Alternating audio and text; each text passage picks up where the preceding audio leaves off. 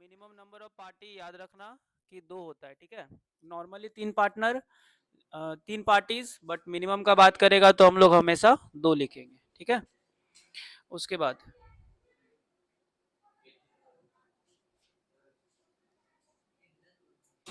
Next question है, in case of promissory note fixing stamp of proper value is. देखो, promissory note में याद रखना स्टाम्प लगता है, ठीक है। प्रोमिसरी नोट के अलावा जितना भी बाकी डॉक्यूमेंट है जैसे कि बिल ऑफ एक्सचेंज और एंड चेक, उसमें स्टाम्प नहीं चाहिए। बट प्रोमिसरी नोट में गवर्नमेंट का स्टाम्प स्टाम्प लगना क्या होता है, कंपलसरी, ठीक है। अच्छा, how who can cross a cheque. Cheque को कौन क्रॉस कर सकता है, तो याद रखना राइटर, जो चेक को बनाएगा, मतलब जिसके पास चेक रहेगा वही क्या कर सकता है, चेक को क्रॉस कर सकता है। अच्छा, the person who possess the bill of exchange is termed as a. जिस पर्सन के पास बिल ऑफ एक्सचेंज होता है उसको कहते हैं हम लोग होल्डर, ठीक है। और जिसके पास राइट्स होता है उसके प्रॉपर्टीज रखने का, मतलब उस बिल ऑफ एक्सचेंज के पैसे को रिसीव करने का, उसको कहते हैं हम लोग होल्डर इन ड्यू कोर्स। लेकिन याद रखना अगर नॉर्मली पूछेगा कि जो जिसके पास बिल ऑफ एक्सचेंज होता है उसको हम लोग क्या कहेंगे, होल्डर। नेक्स्ट है, in which year was negotiable instrument act passed. ये कब पास हुआ था, 1881, 1881। उसके बाद देखो नेक्स्ट क्वेश्चन है, under which section of negotiable instrument act is promissory not defined. इसमें याद रखना पी, बी एंड सी, 4, 5, 6, मतलब प्रोमिसरी नोट का 4, बिल ऑफ एक्सचेंज का 5 और चेक का 6।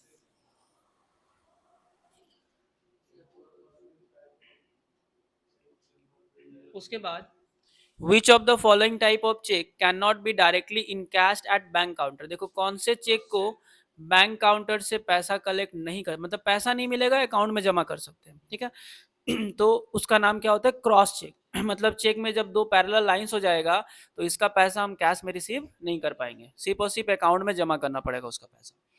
अच्छा, विच of the following is not a type of bill of exchange. इनमें से कौन सा बिल ऑफ एक्सचेंज नहीं है, ठीक है।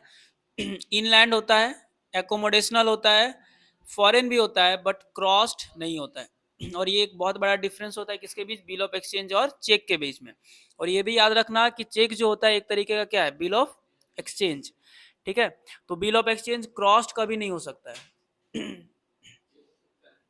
चेक ही सिर्फ क्रॉस्ड होता है और कोई क्रॉस नहीं हो सकता है। When a negotiable instrument is endorsed without writing anything, rather only by signing, it is called। जब negotiable instrument में कुछ नहीं लिखते, सिर्फ वहां पे क्या होता है, साइन होता है, जो कि चेक के केस में होता है, ठीक है, या दूसरा इंडोर्समेंट के केस में। अच्छा, इंडोर्समेंट के केस में सिर्फ अगर साइन करके इंडोर्स करते हैं तो उसको हम लोग क्या कहेंगे, ब्लैंक इंडोर्समेंट, ब्लैंक इंडोर्समेंट, ठीक है। The maker of the bill of exchange is, जो बिल ऑफ एक्सचेंज को बनाता है उसको हम लोग क्या कहते हैं, ड्रॉयर, ठीक है। लेकिन अगर पूछेगा कि क्रेडिटर की डेटर, तो ऐसे याद रखना, देखो bill of exchange and promissory note, यही ना, इसका है क्रेडिटर फिर डेटर। अगर बोलेगा बिल ऑफ एक्सचेंज कौन बनाता है तो आंसर होगा क्रेडिटर, और पूछेगा प्रोमिसरी नोट कौन बनाता है तो डेटर, ठीक है। शॉर्ट में भी याद कर लेना, जैसे bills, bill of exchange and promissory note, BPCD, ठीक है। क्रेडिटर एंड डेटर, उल्टा बोलना, डेटर क्रेडिटर मत बोलना, क्रेडिटर एंड डेटर, ठीक है। अच्छा, उसके बाद which of the following is not a negotiable instrument. इनमें से निगोशिएबल इंस्ट्रूमेंट कौन सा नहीं है, तो बेसिकली निगोशिएबल इंस्ट्रूमेंट में आता है P, B और C। उसके अलावा जो होगा वो नहीं भी हो सकता है। तो इसमें एक्स्ट्रा कौन सा बचा, पोस्टल ऑर्डर, ठीक है। पोस्टल ऑर्डर का मतलब पोस्ट ऑफिस से जब किसी को पैसा भेजते हैं उसका रिसिप्ट, तो वो जिसके नाम पे होगा उसी को पैसा मिलेगा, वो निगोशिएबल नहीं होता है। अच्छा, validity period of the cheque from the date mention therein. Cheque का वैलिडिटी कितने महीने का होता है, 3 मंथ का, डेज का नहीं। चेक का जो वैलिडिटी होता है वो 3 महीने का होता है, ठीक है। और ग्रेस पीरियड कितने दिन का होता है, 3 डेज का, दोनों को याद रखना है, ठीक है। और ग्रेस पीरियड सिर्फ और सिर्फ किस में मिलता है, बिल ऑफ एक्सचेंज में मिलता है। Which is the right of the holder in due course. अच्छा, होल्डर इन ड्यू कोर्स के पास क्या क्या राइट्स होता है, वैलिड टाइटल होगा, ट्रांसफर कर सकता है, खुद के नाम से सूट यानी केस कर सकता है, एंड ऑल ऑफ दिस। तो आंसर क्या हो जाएगा, ऑल ऑफ दिस। जब लॉन्ग क्वेश्चन करोगे तो एक बार एमसीक्यू पढ़ लेना, क्योंकि बहुत सारा राइट्स एंड पॉइंट्स यहीं पे तुमको मिल जाएगा।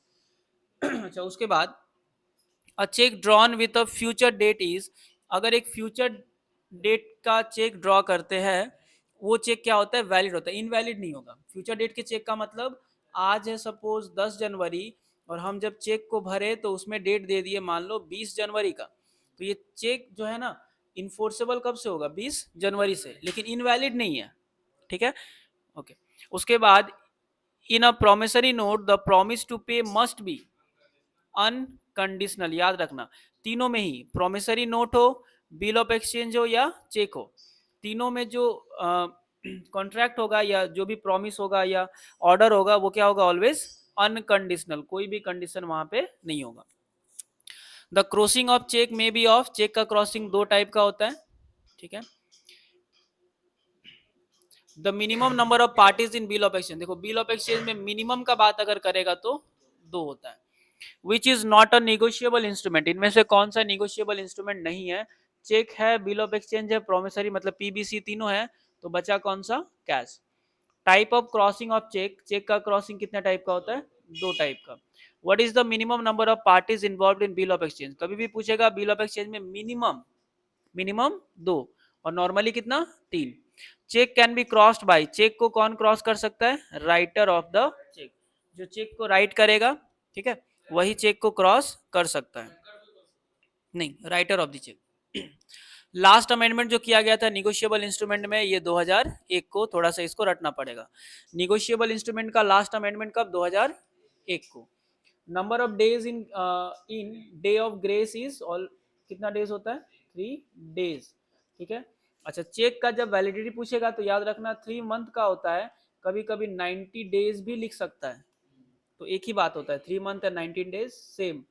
इन which year negotiable instrument act was passed, ये पास हुआ था कब, 1881। ठीक है, फ्यूचर डेटेड चेक, ये क्या होता है, हमेशा वैलिड होगा। ठीक है, cheque has been design in which section of the निगोश, अच्छा, चेक हैज बीन डिजाइन नहीं, ये डिफाइन होगा, चेक का डेफिनेशन किस सेक्शन में दिया गया है, तो पी, बी और सी, 4, 5 एंड 6, तो चेक आ गया किसमें, सेक्शन 6 में। उसके बाद acceptance is essential to which document, अच्छा याद रखना एक्सेप्टेंस सिर्फ और सिर्फ किस में चाहिए होता है, बिल ऑफ एक्सचेंज, सिर्फ इसी में एक्सेप्टेंस चाहिए होता है, प्रोमिसरी नोट और चेक में एक्सेप्टेंस नहीं चाहिए होता है। Cheque get prepared by, cheque को बनाता कौन है, मेकर। देखो चेक को जो बनाएगा वो मेकर, और जो उसको बनाएगा या उसको इंडोर्स करेगा या जो उसमें लिखेगा उसको कहते हैं हम लोग राइटर। जैसे कि हम अगर चेक बनाए, ठीक है, मेरा बैंक अकाउंट है, हम चेक बनाए, तो हमको क्या कहा जाएगा, मेकर। अब हम वो चेक दे दिए मान लो राम को, तो राम भी तो किसी और को इंडोर्स कर सकता है, या चेक को क्रॉसिंग भी कर सकता है, राम कोई भी क्रॉस कर सकता है, जितना मूव होगा ना क्रॉसिंग कहीं भी हो सकता है। तो याद रखना कि जो एक्चुअल बनाएगा मतलब जिसका बैंक अकाउंट होगा उसको कहेंगे हम लोग मेकर। ठीक है, उसके बाद का जितना पार्टीज होगा उसको हम लोग कहेंगे राइटर।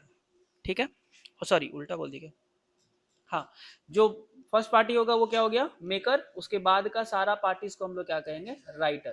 ठीक है, अच्छा, negotiable instrument is documentary evidence of what, डेब्ट का होता है, उधारी का ना, stock, on capital, none of this होने से रहा, ये क्या हो जाएगा, डेब्ट कैपिटल, क्योंकि निगोशिएबल इंस्ट्रूमेंट का मतलब ही तो पैसा उधार है ना।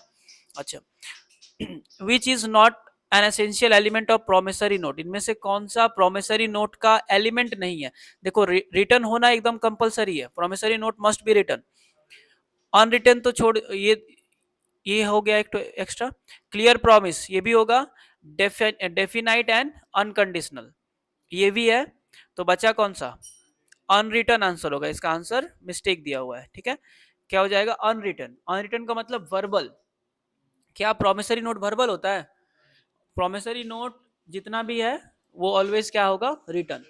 Who can transfer a document, अच्छा डॉक्यूमेंट को कौन ट्रांसफर कर सकता है, पेई मतलब जिसको पैसा मिला, रिसीवर वाला पार्टीज का नाम हम लोग सुने हैं नहीं, ऑल ऑफ दिस तो छोड़ ही दो, तो बचा कौन, मेकर, क्योंकि देखो या तो मेकर कर सकता है या राइटर कर सकता है ना, चेक के केस में अगर बात करें तो चेक को जो बनाया वो भी कर सकता है, और राइटर का मतलब जिसके पास है वो भी कर सकता है। हाँ, पहले मेकर, दोनों हालांकि नहीं रहेगा, एक ही देगा। For how many months cheque remains valid from its date of issue. अच्छा, चेक को इशू करने के बाद कितने मंथ तक वैलिड होगा? 30 मंथ या फिर 90 डेज। डॉक्यूमेंट दैट रिक्वायर्स एक्सेप्टेंसीज, जिस डॉक्यूमेंट में एक्सेप्टेंस का जरूरत है वो ऑलवेज बिल ऑफ एक्सचेंज होता है। Which of the following is not a type of cheque, इनमें से कौन सा चेक का टाइप नहीं है? बियरर होता है, ओपन होता है, क्रॉस होता है। बियरर का मतलब जिसको मिला पैसा उसका, ओपन चेक का मतलब बैंक में जमा करके कैश ले सकते हैं, क्रॉस चेक का मतलब जिस चेक में टू शॉर्ट पैरेलल लाइंस होता है। लेकिन बैंकरप्ट चेक नहीं होता, क्योंकि बैंकरप्ट का मतलब होता है दिवालिया, इंसॉल्वेंट, वो तो टाइप में आया ही नहीं। A bill is drawn without consideration by a person to help other is known as, इसको याद रखना, एकोमोडेशनल बिल। एक ऐसा बिल जिसमें कंसिडरेशन नहीं होता है, मतलब एक पार्टी जब दूसरे को बिल, कोई भी निगोशिएबल इंस्ट्रूमेंट जब देता है, जब एक पार्टी दूसरे को कोई भी बिल ऑफ एक्सचेंज देगा तो उसके बदले क्या, वो पहले पैसा लिया, जैसे कि ये इसको 10,000 दिया था उधारी में, या 10,000 का सामान बेचा, इसके बदले ये क्या दिया उसको? Bill of exchange. तो बिल ऑफ एक्सचेंज में हमेशा क्या होता है? कंसीडरेशन, मतलब रिटर्न में कुछ मिलना चाहिए। देखो 10,000 का सामान मिला तो बिल ऑफ एक्सचेंज दिया, लेकिन ऐसा बिल ऑफ एक्सचेंज जो ये कंसीडरेशन नहीं हो, सिर्फ और सिर्फ बिल दे दिया ताकि उसका हेल्प हो सके, तो इस टाइप के बिल को हम लोग क्या कहते हैं? एकोमोडेशनल बिल। ठीक है, इस बिल को डिस्काउंट करा दिया जाता है बैंक से। अच्छा, नेक्स्ट है तुम्हारा निगोशिएबल इंस्ट्रूमेंट इज। अच्छा, निगोशिएबल इंस्ट्रूमेंट क्या होता है? एविडेंस ऑफ डेप्ट होता है। ठीक है, अच्छा, the term account payee means, account payee का मतलब क्या हुआ? Cross cheque. ठीक है, क्रॉस चेक, क्रॉस चेक में क्या होता है? यहाँ पे लिख देगा अकाउंट पेई, तो वो सिर्फ और सिर्फ पैसा कहाँ मिलेगा? उसके अकाउंट में जमा होगा। ठीक है, classification of cross cheque, cross cheque कितने टाइप का होता है? एक नॉर्मल और एक स्पेशल। नॉर्मल में सिर्फ टू शॉर्ट पैरेलल लाइंस होगा, स्पेशल में क्या होगा? बीच में लिखा रहेगा। ठीक है, अगर चेक में यहाँ पे लिख दिया गया कि राम, तो पैसा सिर्फ और सिर्फ किसको मिलेगा? राम। ठीक है, या फिर लिख दिया यहाँ पे SBI, state bank of India, तो पैसा सिर्फ किस बैंक अकाउंट में जमा होगा? SBI के अकाउंट में। Which negotiable instrument need not to be accepted, इनमें कौन से निगोशिएबल इंस्ट्रूमेंट में एक्सेप्टेंस का जरूरत नहीं है? तो चेक में नहीं चाहिए, प्रोमिसरी नोट में नहीं चाहिए, बिल ऑफ एक्सचेंज में चाहिए होता है। तो हम, मेरा आंसर यहाँ पे क्या, एक्सेप्टेंस का जरूरत किस में नहीं है? Cheque and promissory note. तो आंसर क्या होगा? A and B. Who can cross the cheque, cheque को क्रॉस कौन कर सकता है? देखो अब यहाँ पे देखना, एक तो ड्रॉयर नाम का पार्टी है, बैंक तो कर सकता नहीं है, होल्डर हटा ही दो, ऑल ऑफ देम ये हटा दो। देखो ऑल ऑफ देम हो जाता अगर बैंक नहीं होता तो, क्योंकि पहले आएगा ड्रॉयर, ठीक है, बनाने वाला। विच party is not involve with negotiable instrument, इनमें से कौन सा पार्टी निगोशिएबल इंस्ट्रूमेंट में है ही नहीं? ड्रॉयर है, पेई है, इंडोर्जी है, एविडेंस, क्योंकि ये पार्टी का नाम ही नहीं है पहली बात। Which is not a negotiable instrument, इनमें से कौन सा निगोशिएबल इंस्ट्रूमेंट नहीं है? ठीक है, अच्छा, cheque, bank draft, treasury bill, या फिर पोस्टल ऑर्डर। अच्छा, निगोशिएबल इंस्ट्रूमेंट चेक होता है, ठीक है, ट्रेजरी बिल भी निगोशिएबल इंस्ट्रूमेंट होता है, पोस्टल ऑर्डर ये नहीं होता है, तो आंसर यही होगा, पोस्टल ऑर्डर। हालांकि पोस्टल ऑर्डर, बैंक ड्राफ्ट ये भी निगोशिएबल नहीं होता है, ये दोनों ही नहीं होता है, bank draft and postal order दोनों ही आंसर होगा।